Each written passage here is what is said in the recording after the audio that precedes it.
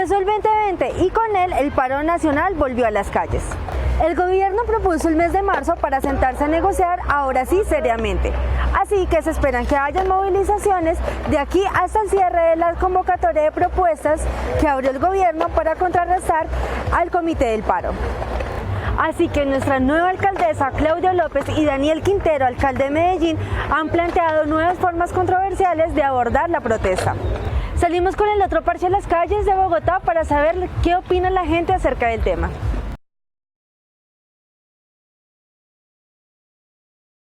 Pues las manifestaciones para mí es la expresión neta del pueblo. Hay un dicho que dice que la voz del pueblo es la voz de Dios. Y si eso es verdad, pues entonces Dios está en las calles desde el 21 de noviembre. Eso es lo que yo pienso. La verdad de acuerdo, porque todo el mundo tiene derecho a expresar lo que siente, lo que quiere y lo que respeta. Y ya pues en estas últimas que fue todo como más calmado, el hermano intervino, ya en partes que hubo demasiado problema, fue que se volvió como el detalle del despelote y eso, pero para mí creo que todo fue como favorable. Me parece que la de diciembre estuvo muy bien, la de noviembre fue el 21 de noviembre, que salió pues mucha gente, creo que fue el día que más salió gente a marchar. Después yo fui a esa y fui a la del 8 de diciembre un canto por Colombia y pues no sé, me pareció que la gente se veía muy unida, pero en la de este mes me pareció que ya como había pasado tanto tiempo en diciembre y todo eso, como que la gente se tomó unas vacaciones del paro. No me pareció que la gente estuviera como tan unida, porque habían unos que decían que ya no servían para nada y habían otros que queríamos mantener la lucha. Son resultado de un profundo descontento que hay no solamente en nuestra sociedad, sino que hermana nuestra sociedad con otros muchos puntos en el mundo. La ciudadanía está cansada de unos grupos dirigentes que solo piensan en sí mismos, que su único y principal objetivo es acumular más y más privilegios, y esos privilegios los han divorciado a estos grupos dirigentes de la vida real. Y mientras ellos han acumulado privilegios, ¿qué es lo que ha pasado con las sociedades? ¿Qué descubren hoy las sociedades? Que viven en condiciones de cada vez mayor desigualdad, que los servicios que el Estado antes le prestaba han sido transferidos casi todos al sector privado, y son servicios de mala calidad y muy diferentes. Quien tiene poder y riqueza tiene servicios estupendos de salud, de educación, de transporte, mientras que el resto de la gente se ve obligada a recibir unos servicios cada vez más deficientes. Por supuesto, las razones del descontento son todavía mucho más profundas y se refieren a una sensación de exclusión, de desprecio que la gente siente hacia ellas por parte de estos grupos dirigentes tan aislados de la sociedad. Bueno, pues la verdad tienen bastantes fundamentos y sentidos, porque se está viendo, como hace poco se dijo, somos un país lleno de corrupción, encabezamos listas, encabezamos nombre, y es algo que no quiero ver en un futuro para mi familia, para mis sobrinos, primos, allegados, que tengan un rótulo tan feo como ese. Creo que es un rótulo demasiado denigrante ante un mundo, ante una sociedad que está abierta a muchas cosas y donde no se puede sesgar solo por el hecho de ser corrupto. O sea, hay que respetar a la gente, hay que respetar los derechos de todos, pero la corrupción es como el primer detonante de ellos. Siguiente, opino que son muy legítimas, me gustan, participo de ellas activamente, porque siento que ese clamor de la gente es la furia de la gente, es el sentir de la gente, porque ya están cansados de que no los escuchen, de que por cualquier medio que tú quieras hacerlo, los medios nacionales te encubren o generan un encabezado diferente, y ese encabezado es muy feo. O sea, es un encabezado que no tiene sentido respecto a lo que está pasando, es un encabezado muy sesgado a lo que realmente nos está sucediendo como país y como sociedad. Entonces no, sí, estoy de acuerdo, me gustan mucho, y pues nada, que iba al paro. Bueno, en realidad pues fue una actividad que pues generó un impacto importante, un despertar de conciencia, nos permitió pues poder entender un poco a más a profundidad la situación socioeconómica, el impacto de todas las decisiones que se han tomado a nivel agropecuario, industrial, económico, de educación, y pues todas estas decisiones cómo han afectado pues nuestra cosmovisión y nuestra cultura. ¿Qué opino? Que pues no hay como una coherencia frente a lo profundo y a lo que se necesita reclamar, porque claramente no podemos salir a pedir una educación gratis, una salud gratis, porque pues el sistema y la economía no lo permite, somos muchos. Entonces es como ser más conscientes frente al cuidado en el tema de la procreación, en el tema de cómo nos organizamos y somos como equilibrados también en el uso del sistema, pero sí de pronto entrar a reclamar y a escudriñar un poco más qué decisiones ha tomado nuestro Estado en su ambición de poder, donde pocos se benefician, y cómo está la situación actual de nuestro país frente al tema de petróleo.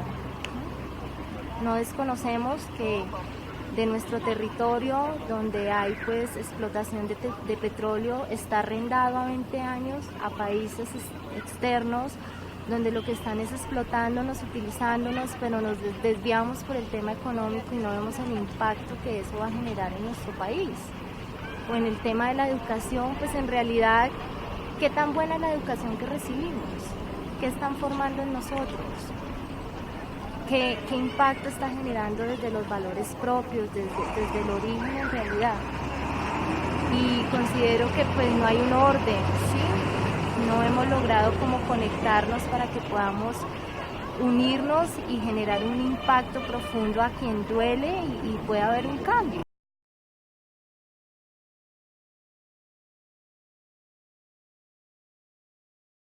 Miedo porque son muy agresivos.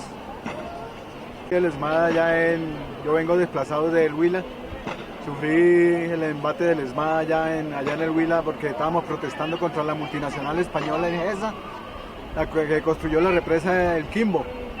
Entonces el ESMAD ya hasta un ojo le sacó a un compañero, a un pescador. Yo era pescador donde construyeron la represa y soy desplazado aquí en Bogotá. Pero allá el ESMAD es más violento que acá, porque allá sí llegan de una vez a arrasar. Acá tal vez le tienen miedo por allá o respeto a las cámaras o a que todo el mundo los ve. Allá en el Huila, todas las manifestaciones que hicimos contra esa multinacional violadora de derechos humanos llamada Ingesa, integrante del grupo italiano Enel, el ESMAD ya era cosa seria. Al río teníamos que lanzarnos porque eso era cosa tremenda. Entonces a mí me produce miedo. Pues depende de cómo lo quiera ver cada persona. Para mí es como respeto porque son autoridades. Y bien o mal, en todo, sea razón social, sea país, siempre hace falta la autoridad. Pues si no, todo el mundo haría lo que le diera la gana. No, miedo y a la vez asco. Saben lo que están haciendo y reprimir al pueblo de esa manera no es como tener amor por la patria, por donde viven. No me parece que sea un acto válido. Bien, a mí me enseñaron de chiquito a sentir miedo, pero a no dejarme vencer por el miedo. ¿Cuál es el problema con el ESMAD? Y es que el grupo dirigente, frente a las exigencias ciudadanas, solo ha tenido 3 respuestas a lo largo de las últimas décadas. Violencia, en primer lugar. En segundo lugar, promesas que nunca se cumplen. Se convoca todo tipo de cosas. Ahora las llaman mesas de concertación, de diálogo, de conversación. Pero al final la gente va a resultar engañada. Y el tercer elemento es el poner unos dispositivos que provienen de las mismas clases sociales de quienes protestan. Eso es muy importante no olvidarlo. La policía y sus familias provienen de las mismas clases sociales, populares y medias, de quienes están manifestando su descontento. De manera que yo creo que la exigencia fundamental es que el Estado, en primer lugar, responda a las demandas ciudadanas. A la policía la echan a la calle porque el Estado no responde a las demandas ciudadanas, porque eso significaría reformas tan profundas que significarían el fin de los privilegios de quienes gobiernan, no el fin de los derechos adquiridos de alguien que triunfa por su trabajo, ¿cierto?, por su ingenio, por su esfuerzo, no, de los privilegios habidos exclusivamente por pertenecer a la rosca. Bueno, en cuanto a qué me produce el SMAT, siento que son personas que, mal que bien, son personas. Tuvieron una visualización diferente de su país en su momento al ser de ese tipo de política, la política de la policía. No comparto su accionar porque siento que ellos deberían de estar del lado de la gente, evitando corrupción, evitando problemas, evitando muchas situaciones que nos están aquejando como sociedad en este momento. Entonces el SMAT viene a ser como la perra del Estado, en pocas palabras. Son personas que lastimosamente les tocó, ese es su trabajo. Si tú ves en este momento en Colombia, el trabajo más fácil o el más asequible es ser policía, darte a la policía. ¿Por qué? Porque en una empresa hay sobreoferta, o sea, tienen unas 30 vacantes y para esas 30 vacantes se presentan 100, 50, 70 personas. O sea, ¿cómo? La desigualdad que nos está comiendo en este momento es muy grande. Adicional, quieren hacer ver a Bogotá como la capital de todo. Entonces eso también genera que la gente no cree en sus ciudades, sino se vengan de sus ciudades directamente a Bogotá. Y si bien Bogotá es la capital, sí, las ciudades también deben generar el empleo para las demás personas, tratando de evitar eso. No digo que la policía a la final no esté bien, claro, ahí atrapan ladrones, atrapan violadores, atrapan personas que lastiman, atrapan personas que, bueno, hacen miles de males, etc. Pero respecto al SMAT, siento que el actuar de ellos no es el indicado, que deberían aprender más a educarse respecto a lo que sucede, respecto a la inconformidad de la gente y pues nada, que el desmonte del SMAT sea allá. Ese grupo me produce sensibilidad porque en realidad son instrumentos que simplemente por un sueldo y por su sobrevivir y sostenerse hacen caso y siguen lineamientos que al final pues endurecieron su ser y nosotros también ayudamos a ello porque pues hay que ser recíproco y no tenemos tampoco un trato que pues merecen con la palabra, con la expresión. Claramente producen miedo, angustia, pero pues hemos seguido su juego. Entonces invito es como a sensibilizarnos un poco y a reconocerlos como lo que son, seres humanos. Y seguramente desde ese respeto uno puede llegar a construir, ¿sí? Y claramente pues ellos están haciendo caso, ¿sí? Son las personas y las herramientas que pone un Estado para controlarnos. Son máquinas de destrucción, de guerra, ¿no? Pero no nos damos cuenta que nos estamos autodestruyendo todos, no solo físicamente, sino moralmente, verbalmente, emocionalmente.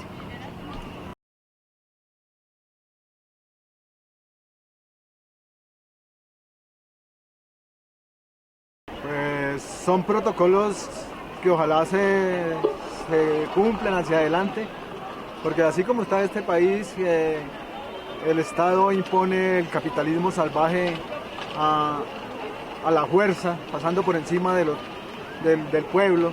La Constitución dice que el pueblo es soberano, pero eso no está sino en el papel, porque pueblos que quieren que conservar su naturaleza, sus ríos, sus aguas, sus bosques, sus páramos, el capitalismo salvaje en compañía con el Estado arrasan con todo e se imponen a las malas.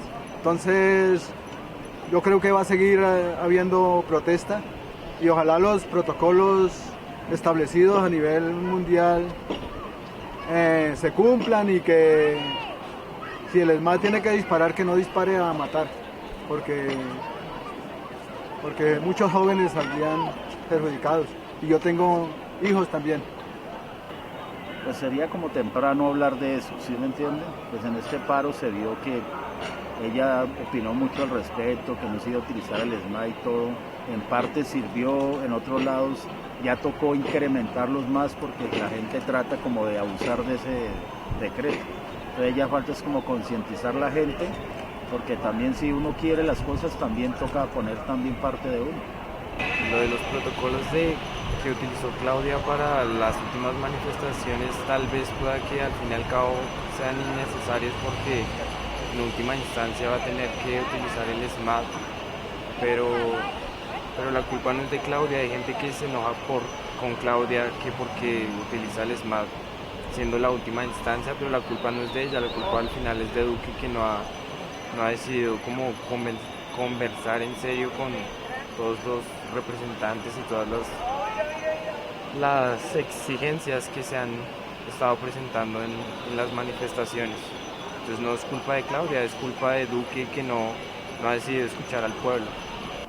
Hay una, sin duda, muy buena intención de la señora alcaldesa, pero esa buena intención, a mi juicio, tiene un problema. Llevan décadas hablándonos de los vándalos y nadie nos dice quiénes son los vándalos, porque hasta el momento no son desmontados. Eso es como frente a los asesinos de los líderes sociales. ¿Cierto? Nos repiten que sí, que los matan, pero ¿por qué no se descubre, por qué no se entra a discernir quiénes son? En Bogotá hay muchos interesados, por supuesto, en deslegitimarnos a quienes protestamos de manera no violenta. El gran sello de estas inmensas movilizaciones que ha conocido Colombia es su carácter no violento. Bogotá ha sido la capital de esa no violencia. Es decir, reclamar diciéndole al otro, me debe respetar porque yo estoy marchando de manera no violenta. De manera que esos protocolos tienen esa pata coja, pero por supuesto, no basta solo con protocolos. Si no hay respuestas, si no hay reformas, comprenderá usted que la insatisfacción ciudadana va a continuar creciendo. De hecho, yo tengo la intuición que esta insatisfacción va a ir hasta el 2022, porque nadie nos va a regalar las transformaciones del país y tenemos que ganárnoslas en las próximas elecciones. Pero claro, exigiendo no promeseiros, sino exigiendo a quien tenga una auténtica voluntad de reformas, no de promesas que luego van a ser traicionadas. Entonces, bueno, respecto a los protocolos de Claudia, creo que, pues primero son muy recientes, nos llevan más de una semana, 2 semanas, entonces hay uno que dejar actuar el método, la forma como ella quiere tratar la protesta, porque sí es bueno la forma en la que la visibiliza. Ella apoya el clamor de la gente, siente que hay inconformidad y pues ya partiendo de que si sabe que hay inconformidad, ella va a entender la política de trabajo. Y 2, pues bueno, habría que darle tiempo, porque no es posible ni criticarlos ni avalarlos desde un momento donde acabó de pasar, lo dijo el primer día, y el primer día que lo dice hay enfrentamientos directamente con el SMAT. Claramente los jóvenes llevaban más de 2 horas, si no estoy mal, parando la vida, pero pues a ver, estamos hablando de que es un paro, ¿no? Entonces ahí es donde viene uno y dice, bueno, ¿quieres ver un paro? Eso es un paro. Y a quienes critican el paro se les dice, eso es un paro. Entonces creo que hay que dejarla que siga. Con el tiempo de pronto nos va a servir, porque va a cuidar más a la gente y va a permitir que llegue más gente a las movilizaciones. Bueno, pues admiro esa decisión que ella tomó frente a los protocolos del SMAT. Es un cambio, es un inicio que puede pues disciplinar, enseñar y corregir un poco como esa forma en la que ellos pues fueron enseñados a actuar. Pero pues es importante que nosotros también lo reconozcamos y nos sepamos comportar para que pues esto se pueda incluso a un futuro eliminar, porque vamos a poder hacer las cosas sin que tengamos un control. Entonces es ser conscientes de cómo hacemos las cosas, cómo se marcha, cómo se pide, cómo se reclama, porque destruyendo no vamos a lograr nada, simplemente vamos a perjudicarnos nosotros y nuestra economía propia. Entonces es empezar como a crear conciencia desde nuestro propio ser en hábitos de consumo, del hacer y saber pues comportarnos, porque muchas veces cuestionamos lo que ellos hacen, pero no vemos al nivel que llegamos en esos momentos y lo que también podemos llegar a afectar, porque son muchos los que están de por medio. Entonces, pues bueno, que este proyecto tenga un buen futuro, que fluya pues sin contratiempos y que se pueda establecer como un modelo para otros países también. Entonces, inicia bien, Clara, y ojalá pues pueda continuar incentivando y poniendo este tipo de proyectos en acción para un mejor futuro. Las opiniones de los ciudadanos sobre las manifestaciones y sobre el SMAT son diversas, pues comprende desde distintos puntos de vista la necesidad de la protesta. Todavía hay mucha tela por cortar sobre el paro nacional y cómo la protesta se configura en un país tan particular como Colombia. En cuanto al protocolo de Claudia López, hay esperanza sobre cómo este replantee la forma de protesta en Colombia y el accionar de la fuerza pública. Somos El Otro Parche, un proyecto de comunicación alternativa independiente. No olviden suscribirse a nuestro canal, activar la campanita de notificaciones y darle me gusta. Nos vemos en un próximo El Parche Opina.